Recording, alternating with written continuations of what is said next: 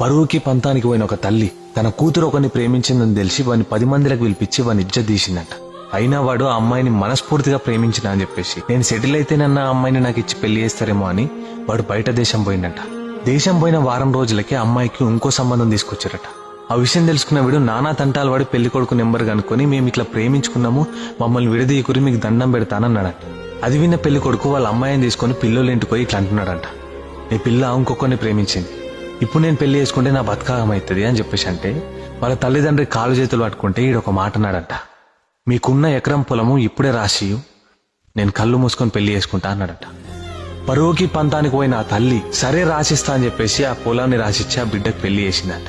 పెళ్ళైన నెల రోజులకి ఆ పెళ్లి చేసుకున్నాడు ఉద్యోగం కోసం హైదరాబాద్ పోయిందంట. పెళ్ళై సంవత్సరం అవుతుందట కానీ ఇప్పటికీ ఆయనకు ఉద్యోగం దొరకలేదట, వాడి ఇంటికి రాలేడంట. వీడు ఇట్లెందుకు చేస్తుందని ఆ అమ్మాయిని ప్రేమించినోడు వీడి డీటెయిల్స్ కనుక్కుంటే తెలిసిన నిజమేంటో తెలుసా, ఇంకొకరిని ప్రేమించిన ఆడదాంతో నేనెట్లా కాపురం చేస్తా, వాళ్ళ అమ్మాయి ఇజ్జత్ పోతుందని చెప్పేసి నాకు పొలం ఇచ్చి పెళ్లి చేసారు తప్ప నేనైతే మనస్ఫూర్తిగా పెళ్లి చేసుకోలే అని అన్నాడంట.